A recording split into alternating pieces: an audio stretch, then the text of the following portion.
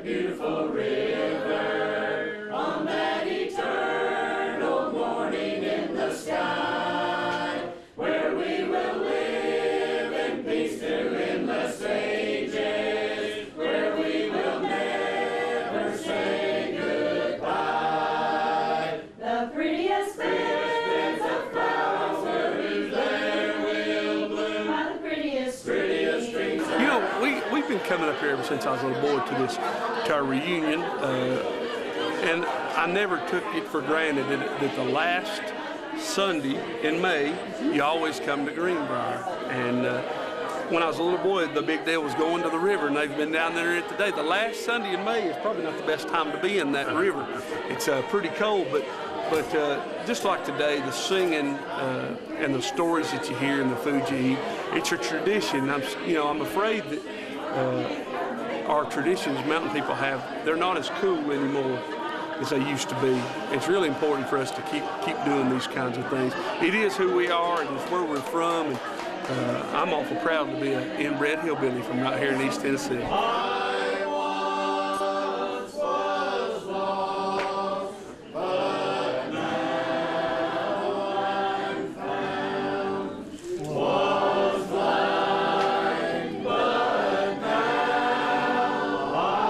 Like today, we had 6 people that was here last year that wasn't here today. That's gone on. But our intentions are to keep doing this forever. It's a glorious time. They've always said decoration, Greenbrier decoration. That means we go and decorate the ground. What we say, yeah, we say these people don't decorate as much as the older people did, for whatever reason. Because my mama would always go to the cemetery and take the paper flowers or whatever they were. And the amazing thing, all the cemeteries are clean all the time. There's not a lot of traffic and people fooling with them, so they're always nice to visit. And as far as that goes, the park's awful good. They'll let you, if you have to drive up to the Ormby Cemetery, they open the gate for us. And anytime you want to come, if you have somebody that can't walk that far, they'll open the gate for you or let you get the key.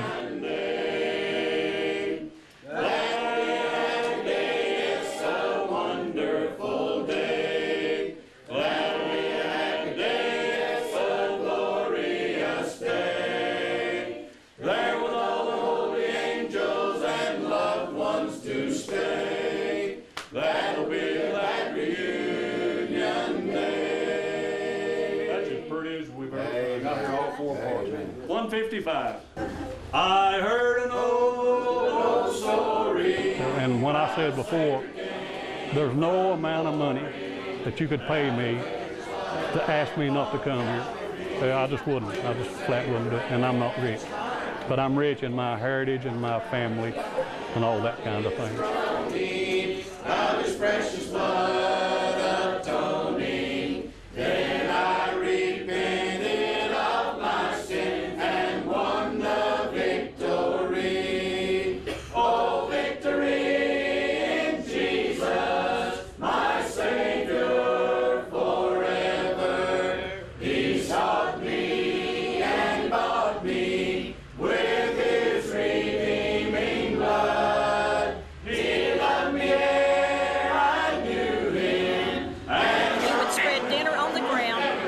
Sheet, and that was so precious to us because we were just children and we never got to go anywhere much. But this was one of our precious memories of coming up here because we had so much different stuff than we had at home, like bologna and all that good stuff. It was such a treat to us. And I heard about the streets of gold beyond the crystal sea, about the angels singing and the old redemption story. And some sweet day I'll sing up there the song of victory. Oh, victory in Jesus, my Savior forever. Precious memories, how they linger. How young are you? 95. Are you sure? I'm the oldest one now. Ada and Wilma both were old. Ada was 98. and Will was 96. And they both died this past year. So you were born up here, weren't you? Yeah, up in on the Middle Fork, they call it. There's 3 forks up there, you know, the river goes down between. What is one of your happiest memories of living up here in these mountains? I think it was being around the people that lived up, way up in the mountains there, you know. I don't know if you know where the First Baptist Church used to be. Yes, I I know Daddy preached there so much. And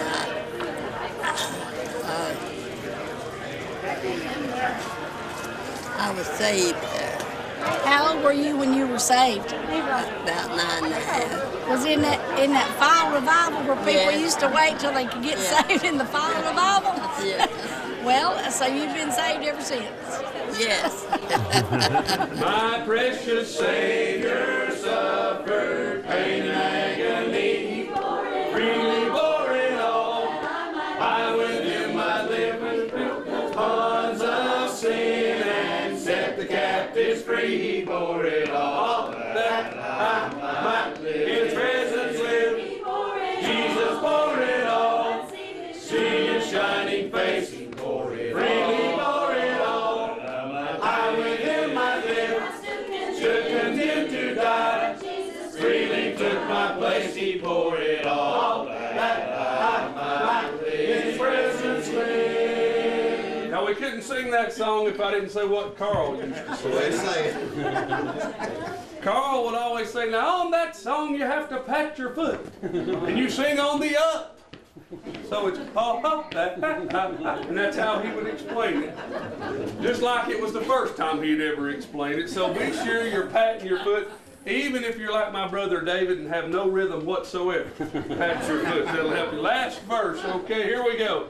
Up Calvary's hill in shame, the blessed Savior trod, freely bore it all. I with him might live between 2 thieves, they crucified the Son of God. He bore it all, that I might live in his presence live. Apologize for Jimbo being so shy. I've worked with him over the years. He has, come here a minute, come here. He has a song that he sings that,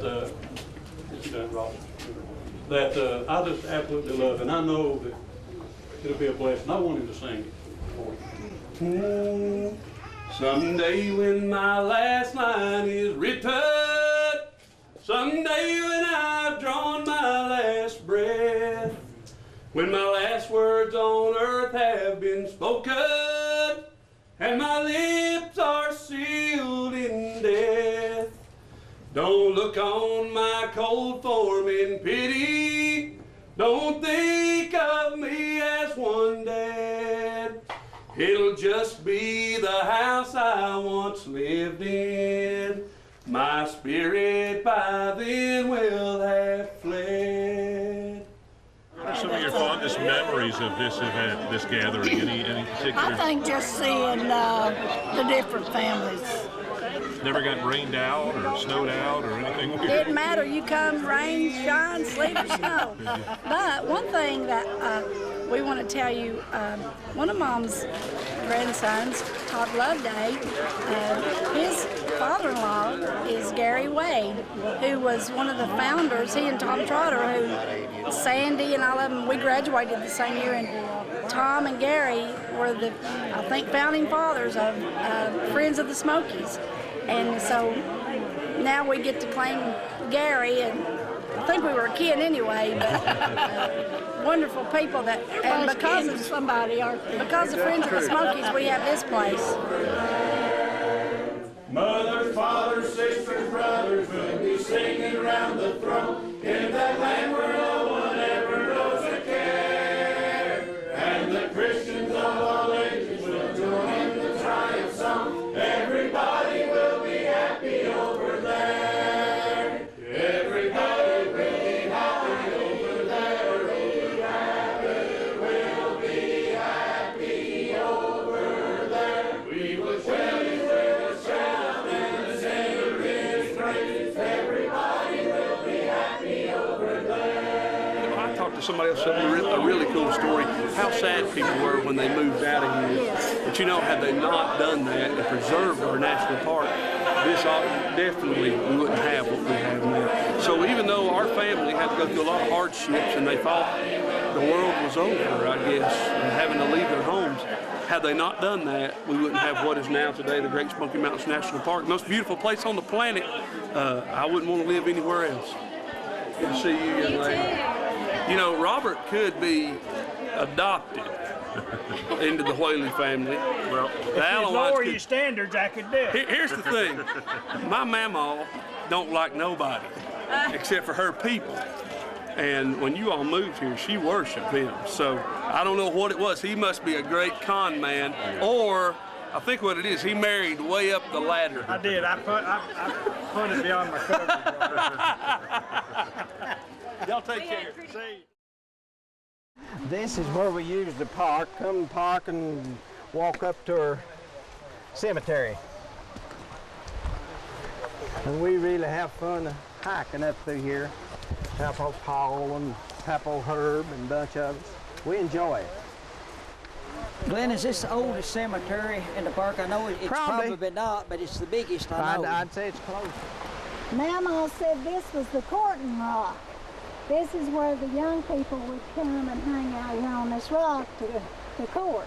Is that right? So it makes you wonder what a big rock like that's doing where it is. I'd say at one time is anywhere from 300 to 400 families live back in here in the Greenbrier Cove. That's not counting all of it. Copeland Creek and Emmert's Cove and all. I'd say Miss Evelina Orby has got a book. She wrote a book, and I don't know where it's at now, but I'd say there was that many. What'd you think about that?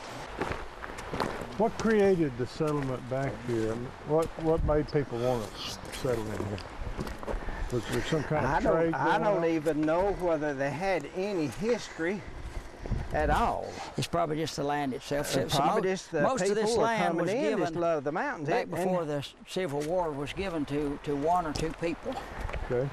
And one of them was an settler in Emmert's Cove, but they were privates and they gave them land for serving. Yep, that's the way and they owned most of all of the land. Well, he's got it. But you wonder why that many people would settle right here. That'd be some kind of it's really a bigger area than a lot of people imagine, because it's a long way to a mountain over here that's not a farmable mountain. I'm talking about you go right on through here, you go down into Laurel, we call it now. I mean, they call it Rhododendron Creek now, but over into Laurel, on over into Dudley. And it ain't too mountainy, is it, though? It's just good. Oh, it all lays good. Farmland, always from I guess, Robert, probably just the way people's always been. They always want to be in the Smokies. Just be together. Just kind of congregate together, don't they? Well, it's really a better area than Gatlinburg or the Sugarlands, either one, as far as inside. Now we're coming into the school right here. This was the new school. I'm thinking somewhere in this area the church was, and I could tell if I was down on the river coming up, you could tell about where they come in, the road come into the church, and they built the school. This is a lot bigger than those. You go back out in yonder, you'll find these pillars where it's level all the way out here. You'll find this all the way out in here, pillars where they built. Let's just walk out in there. It just fascinates me that you have a school this size. I mean, there's 150 kids who go to this school. They had, like I was telling you, they had a school, nearly in every valley. They had a school over in Dudley, didn't they? They had a school over in... But this was a big one here. They built it new. The people wanted to have a good new school, not use the church so much, use the school, and they built it. A good big school. Well, I'll tell it to be a Whaley. And he got worried and concerned about his kids and not being able to work and farm the land and all.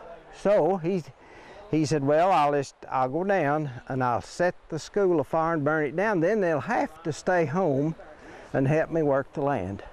Now that's a tale. Now, there's part of that now I'd say is pretty true, because it did burn down. A new school burned down, and it must have been along about the late 20s or the early 30s, because they was moving out and they never did build the school back.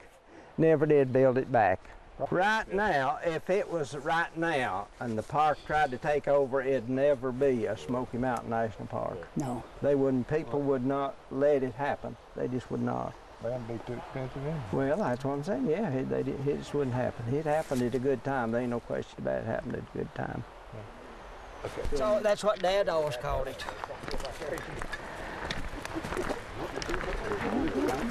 And all like that. Oh yeah. They'd let you drive right up. You use that every day? No, I mean we don't know every day. But sometimes there'll be a tree. Sometimes there'll be a tree come across and maybe knock over a couple of times. In fact, it is usually every time I come up here, I set some up. Where's our famous It's over tombstone? here. Over here. All righty. It has a famous saying on it. And most all the park, and you may have heard of it, Robert, and they may already have it. We'll just read it and see what it says. Is that it? Or is this it? As you are now, so once Okay.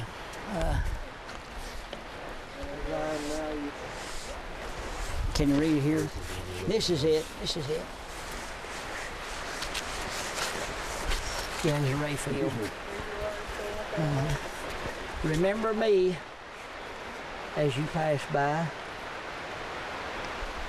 as you are now, so once was I. As I am now, you will be, so be prepared for eternity. Wow. Isn't that great? And to thank the person, took time to mark that chiseled out on the rock. And they've been thousands of people have read that. Oh. It's going to rain. Paul said it wasn't going to rain. I ought to know it's going to rain when he said it wasn't going to. I make my walking stick fit. Wow. We just didn't get started quick enough. Whatever. Hey, Dan. I'm proud that we can come back and join here together in fellowship and praise the Lord and honor our ancestors in this way. I'm very thankful for that. How beautiful heaven must be. How beautiful heaven must be. Sweet home of the happy and free. Fair haven of rest for the weary. How beautiful heaven must be. How beautiful heaven must be. Sweet home of the happy and free. Fair haven of rest for the weary. How beautiful heaven must be. Amen. Enjoy lunch.